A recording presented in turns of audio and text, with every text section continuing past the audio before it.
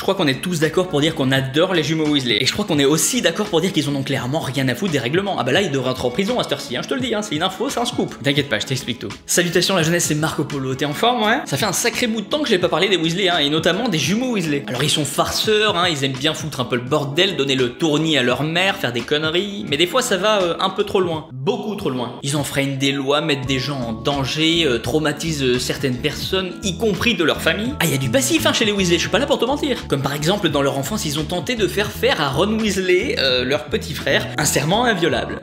Rien que ça. Heureusement, Arthur le père est intervenu au bon moment, mais si on analyse un petit peu tout ça, si Arthur intervient, c'est que déjà ça ne se passe normalement pas à Poudlard, alors que normalement les élèves n'ont pas le droit d'exercer la magie en dehors de Poudlard, donc ils enfreignent déjà une petite première règle. On apprend ça dans le tome 6, lorsque Ron confie ça à Harry et lui explique qu'il n'avait que 5 ans. Les jumeaux en avaient donc à peu près 7-8, et généralement les sorciers ont leur première baguette vers 11 ans. Tu vois où je veux en venir? Donc en plus de tout ça, ils auraient piqué la baguette de leurs parents, ça commence à faire beaucoup. Et on continue, les Weasley possèdent d'ailleurs la Ford Anglia, la voiture volante, et on peut dire qu'ils en ont clairement rien à foutre de la façon dont ils utilisent cette voiture. Ils vont par exemple chercher Harry chez les Dursley,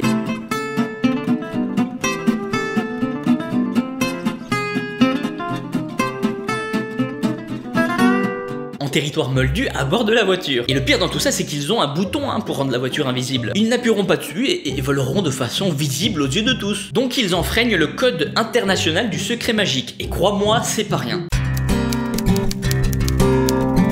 Les jumeaux sont aussi connus pour leur boutique, hein, Weasley farce pour sorciers facétieux. La boutique regorge de produits exceptionnels.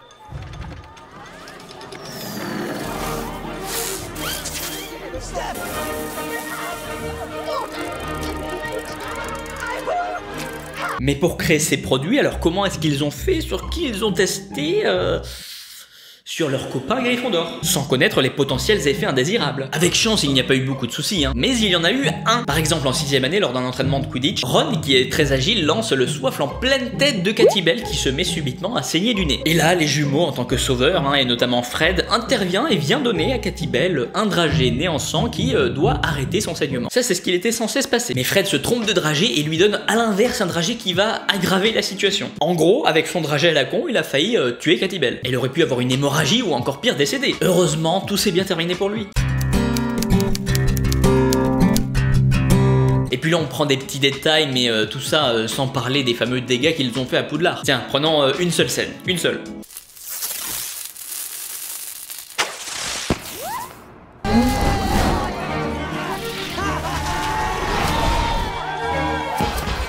On va ignorer le contexte et on va juste prendre les faits, hein, tout ce qu'on voit, et on va analyser ça. Donc ils interviennent en plein examen pour tout stopper et pour foutre le bordel, hein, pour clairement tout exploser. Ils mettent en danger tous les élèves et les professeurs qui sont présents et qui peuvent clairement se prendre un feu d'artifice dans la tronche. Ils auraient pu également mettre feu à l'école. Ensuite, petite violence physique envers certains élèves, hein, donc comme notamment ce petit feu d'artifice qui va en plein dans le derge de crabe. Violence physique aussi envers un professeur et potentiellement d'ailleurs membre de l'autorité, hein, puisque Dolores bosse pour le ministère. Ils envoient clairement un monstre de feu à ses trousses, voilà, rien que ça. Ah oui, et tiens, le coup du serment inviolable n'est pas le seul coup qu'ils ont fait à Ron. Ils l'ont aussi traumatisé à vie. Tu sais pourquoi Ron a si peur des araignées? C'est sa plus grande peur, hein. C'est sa phobie, on le voit, c'est son épouvantard aussi. Tout ça, c'est parti d'une simple peur qu'il avait des araignées qui a été complètement décuplée par les jumeaux qui ont tout simplement métamorphosé son petit nounours en peluche tout mignon en une araignée géante. Et encore une fois, il était tout petit, hein, donc bon, ça l'a marqué à vie. Pourquoi des araignées? Pourquoi ça ne pouvait pas être suivez les papillons? Ah oui, tiens aussi, en première année, les jumeaux font exploser une bombe à boost dans les couloirs. Argus Ruzard les surprend et les emmène dans son bureau. Et là, qu'est-ce qu'ils vont faire les jumeaux? Au lieu de faire profil bas, ils vont voir un tiroir avec écrit « Objet dangereux confisqué ». Et du coup, George utilise une deuxième bombe à boost. Pendant ce temps, Fred vole la carte du maraudeur. Une connerie dans une connerie. Ça peut encore une fois faire l'objet d'une dégradation des lieux ou alors d'un vol, hein.